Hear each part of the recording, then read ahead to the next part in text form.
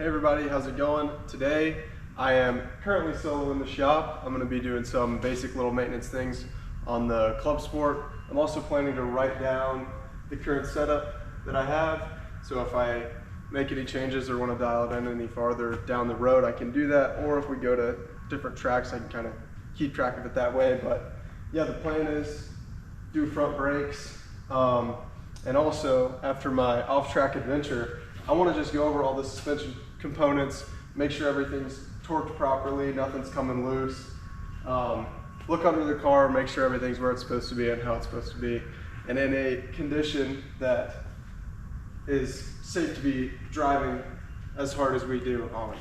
So yeah, here we go. I took all the lug nuts off camera, so now just gonna take the wheels and tires off of it, and then we can get started.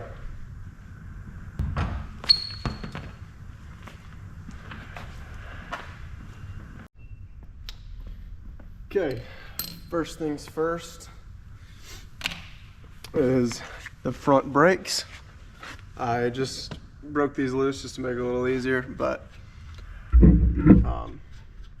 yeah, so take off the two caliper bolts. We've done a video on this already, I think, so I won't go too in depth, but take off the two caliper bolts. They are 15 millimeter. One on the top, one on the bottom.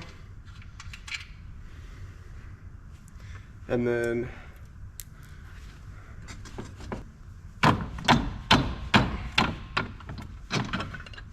there we go. Then take the pads out and zip tie through there. You don't have to do it through there, but it's just what I like to do. And hang that up there, as you can see. Boom. The fronts are a 6 piston, which we will have to push back in a second. Which we use this. It is the Essex AP Racing. That's whose brakes we use, the brake pads, calipers, all that stuff. It's their tool.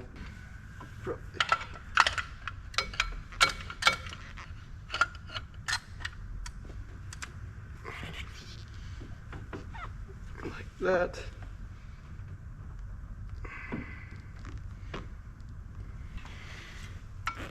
When you do this, you got to make sure that your fluid level's up top here and the brake fluid reservoirs there don't come up too high. If they start coming up too high and look like they're going to spill out, you got to take just a little bit of fluid out of them with a syringe or really anything that'll pull the fluid out.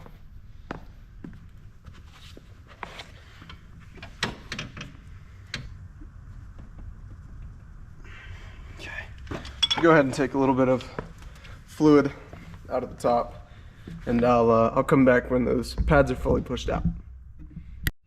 All right, so I got those pistons pushed all the way back. Here are the pads that came out of the car. Got those pistons pushed all the way back. The pads are not too bad. They have a little bit of life left, but while we have the car at the shop, we wanted to go ahead and get it done. Here are the pads that are going in. Here's what they look like new. They are 1.1 inches thick, so obviously a lot thicker. But yeah, we just wanted to go ahead and get it taken care of while we have the car here, so that we don't have to worry about it bringing it back here in whatever, another month, however long they would last.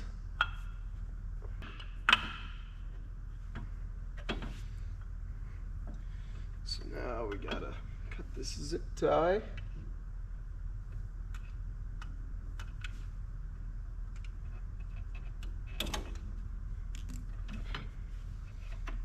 And then get this on here.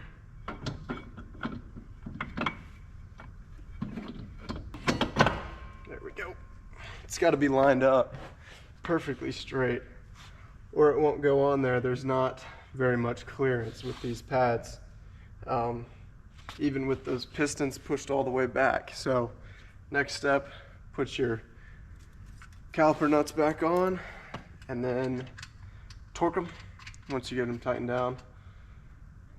I will go find out what they torque to. I'm not 100% sure off the top of my head. I think it's 65 Newton meters, but like I said, I'm gonna go check just to make extra sure. Put this brake line back into its spot with the grommet. And yeah, I'm gonna find out the torque specs for the caliper nuts, and then we'll be all done on this side. So these caliper bolts torque to 85 Newton meters, not 65 like I thought. So get these torqued up real quick, and then that'll be it. There we go. That's all. All right, got the other side all wrapped up. Now I'm gonna start checking over all the suspension, front and rear. Just make sure everything's torqued down, and yeah, we'll get started. Okay, so this top one here goes to 85 Newton meters.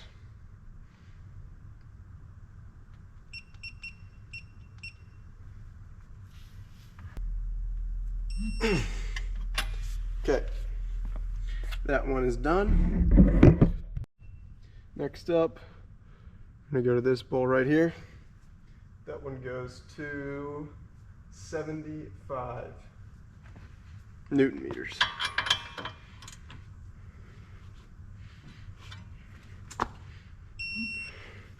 All right, good.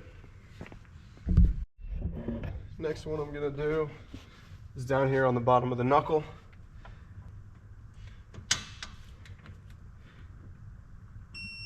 Okay, that one's good. All right, last thing left are these bolts on the top of the shock. These go to 33 Newton meters. And after this, pretty much just gonna repeat the process on all four corners of the car, and yeah, check back in afterwards. These are a 13, and they don't take much, so.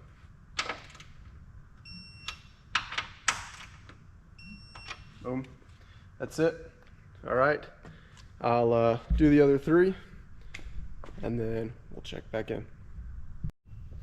All right, so one more thing that I've been wanting to do is write down the setup. So if we go somewhere and I make changes, for example, if we went to Road Atlanta, I would have to change the setup a little bit from what I usually run at Flat Rock.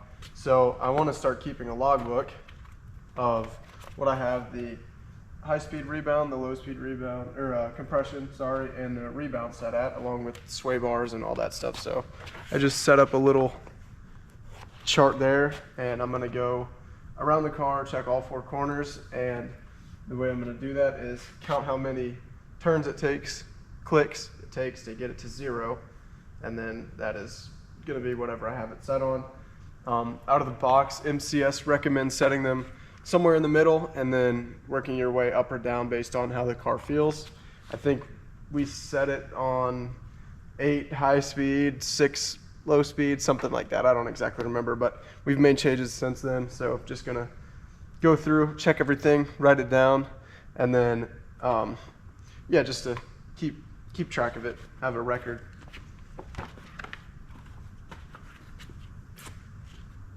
So first, we will check the low speed rebound, or low speed compression, sorry, which is this green knob right here. So we'll go ahead and do that. So that one is on 9. The front driver low speed rebound compression still is on 9. All right, so now the low speed compression, we'll check that, also 9. Okay. So the high speed was also 9. Go ahead and set that back. All right, now for the rebound, that one is at 10. All right, so rebound is at 10. And the sway bar, you check right down here.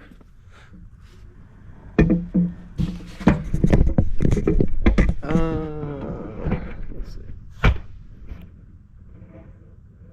Yeah, you can sort of see it right here. Sway bar, you check right there.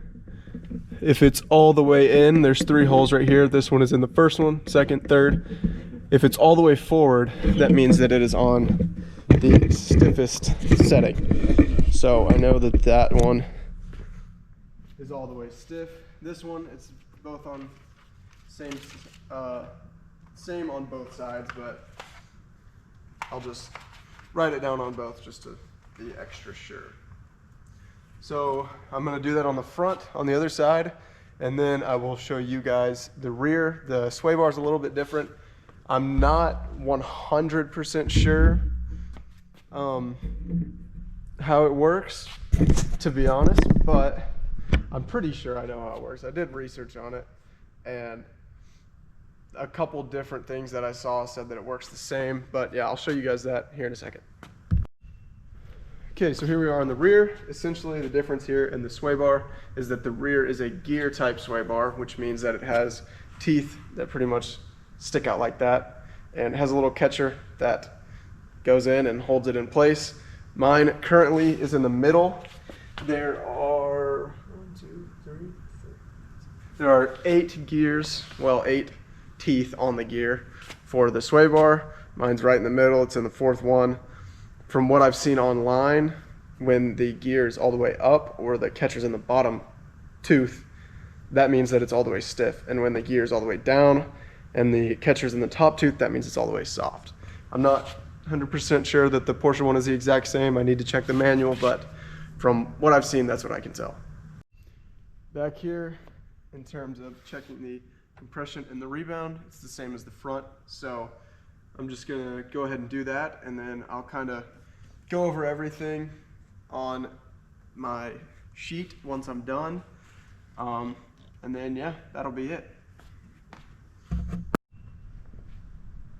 Okay, so after checking all of the rebounds and compression and sway bars and everything, on both of the front passenger and driver side, the low speed compression was set at 9, the high speed compression was set at 10, the rebound was also at 10, and the sway bar was in that first slot, which is the stiffest setting on both sides. For the rebound and the compression, that's a little bit stiffer than halfway, and the sway bar obviously is the stiffest. On the rear, the low speed rebound for both sides, or low speed compression for both sides, was at a 7. The high speed compression was at an 8. The rebound was also at an 8. And the sway bar was on the 4th tooth on that rear sway bar, which is right in the middle. There's 8 different teeth, so that was set right in the middle. Same on both sides. So yeah, there's a little look at the setup. Everything looks good with the car. The off track didn't seem to hurt anything or mess anything up, which is good. Got the new brakes on. So yeah, we should be good to get out there and start ripping again. All right, everybody. This is a few days after the first part of this video was filmed. While we were doing the oil change on the Clubsport, we noticed that the CV joint seals were leaking. So we're gonna go ahead and replace those. I'm gonna disassemble this side. I already disassembled the other side, but I'm gonna disassemble this side, and then we'll show us replacing the seals. Got to start by removing the caliper and rotor.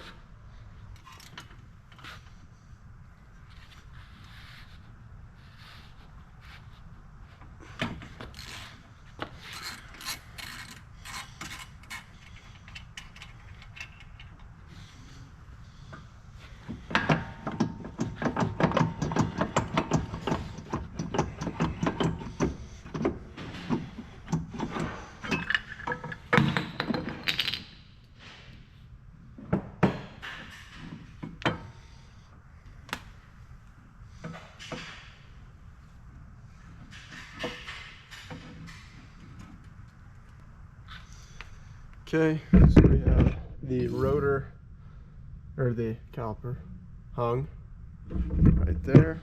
It's two 15mm bolts, just like the front. Now, take these two.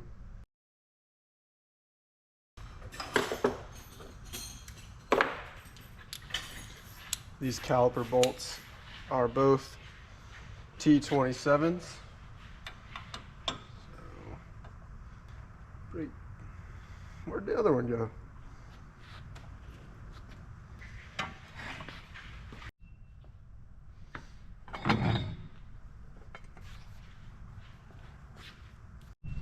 All right, well, we got the rotor off. Next, I'm gonna take this little bracket here. There's a bracket on the back of this shielding. Gotta take the bracket off, and then we'll disconnect the sway bars. So go ahead and do that.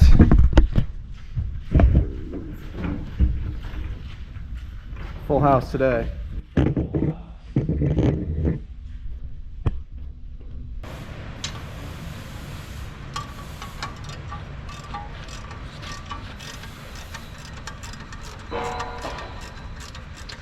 This bracket is two 10mm bolts, so pretty simple to take out here.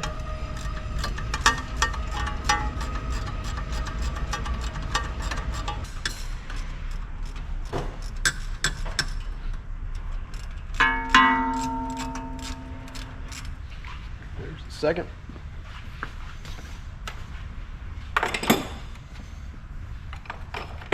And then there's a little connector here on the back.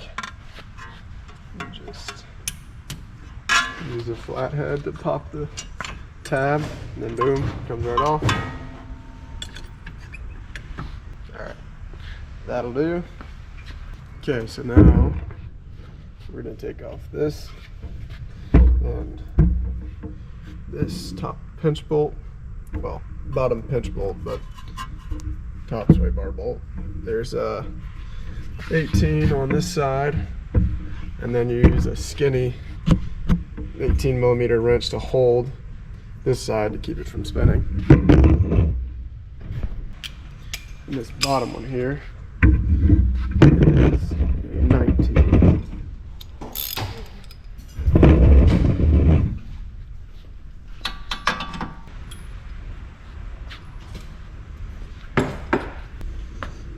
Skinny on the back.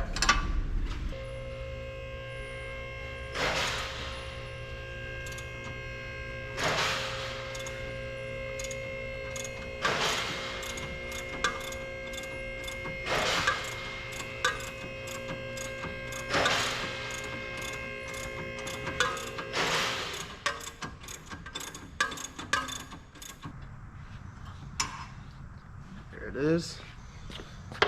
Now, we can slide both of these here. Slide that off of that. Slide that out of that. And that frees up the shock. So now, we're going to take the axle nut off. And then we got to go up top and take the bolts, the nuts that are on top of the shock, go take those off. But yeah, we're gonna do this axle nut first. That axle nut is a 32mm, and there's no way to get that off without using an impact, so I'm gonna go ahead and do that.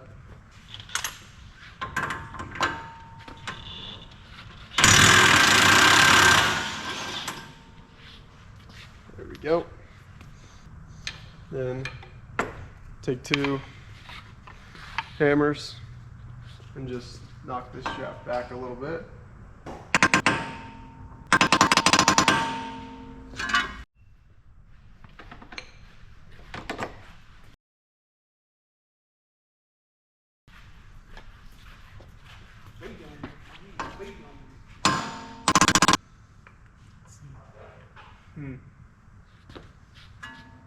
All right, well, we'll see if that's enough.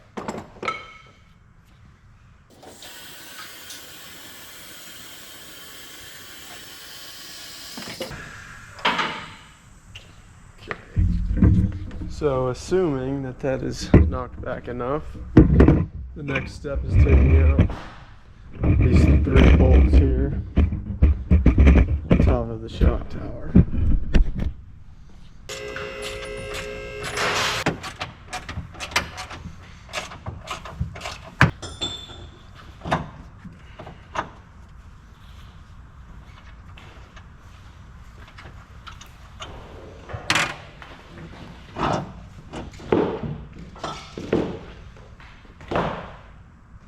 All right, drops out of there nice. We're gonna let the air out of this canister here and then disconnect it so we can take the line out from the bottom and get this shock out of here.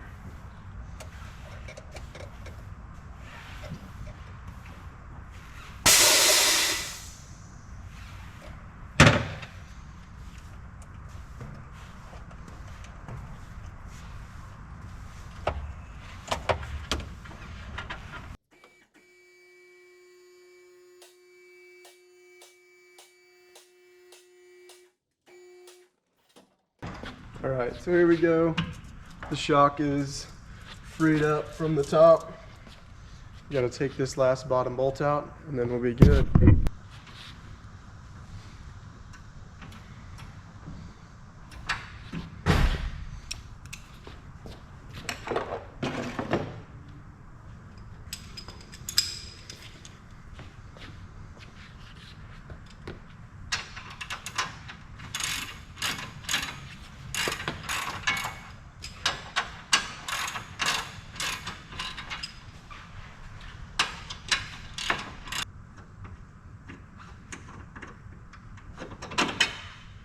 Okay, got that out.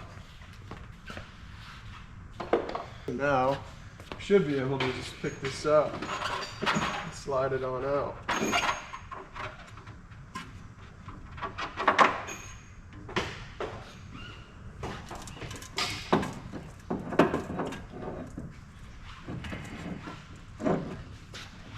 Oh,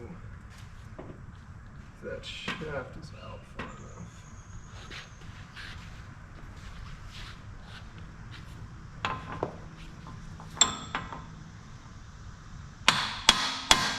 There we go.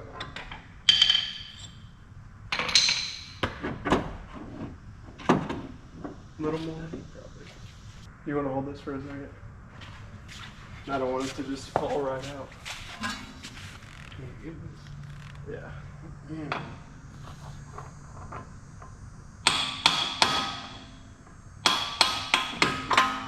Got it.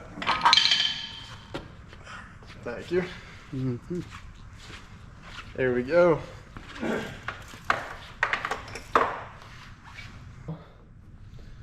That shaft is right there. We got to take out these bolts here, and then this whole thing will slide right out. To take those out, we use an impact with an 8 Allen on it, and we just set it to the lowest setting and be very careful. Do it as slowly as we can, make sure not to break anything or damage anything. So yeah, with this is a little bit flimsy, so you want to just make sure that you're really pushing into it, keeping it on there straight so it doesn't flail around and fly off. But so just push in.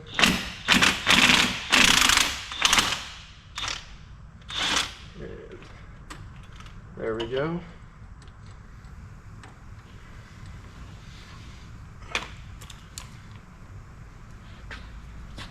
Got first one out there. That's what they look like.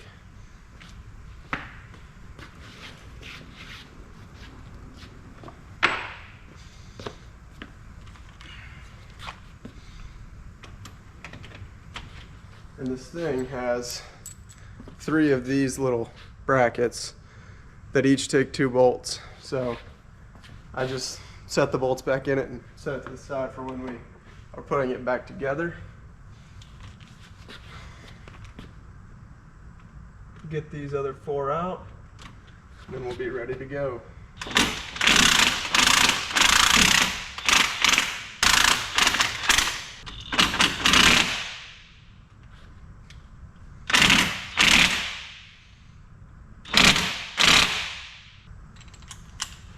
I'm going to set this to 2, just since that one won't come out, but I'll still be careful with it.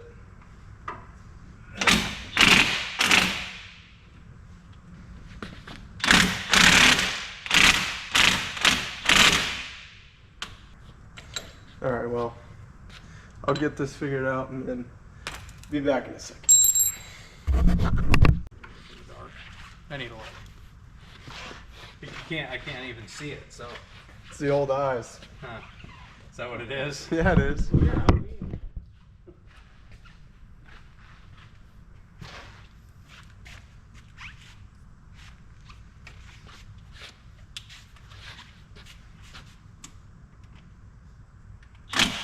Hold that shaft.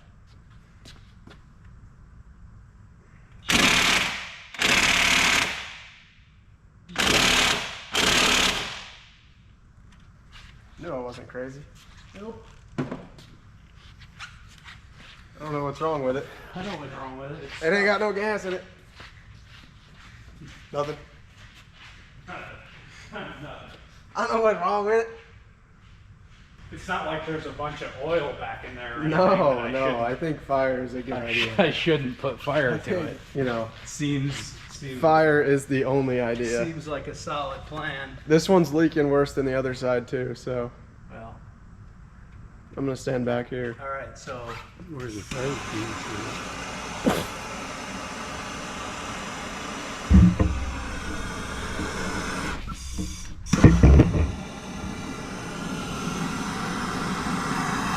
If you blow up my car, this will get a lot of views. just a little bit of heat. Loosen up the Loctite. That's all. Sometimes you have to kill it with fire. Hold that shaft again.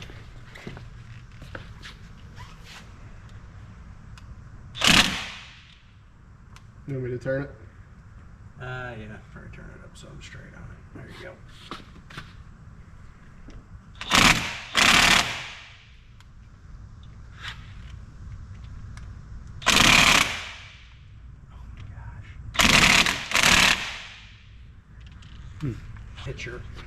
Hit your hand.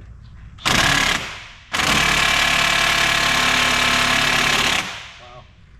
I can't believe that won't turn it back up. There you go. I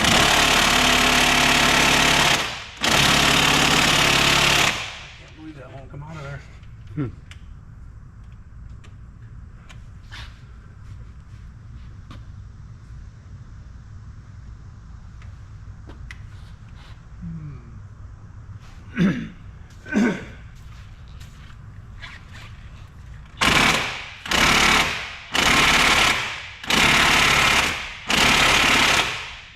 Wow.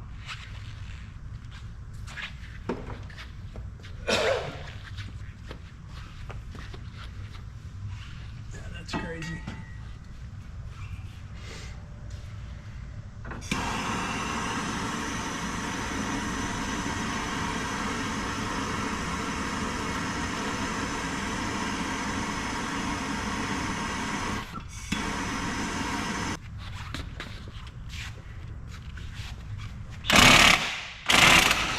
Oh yeah.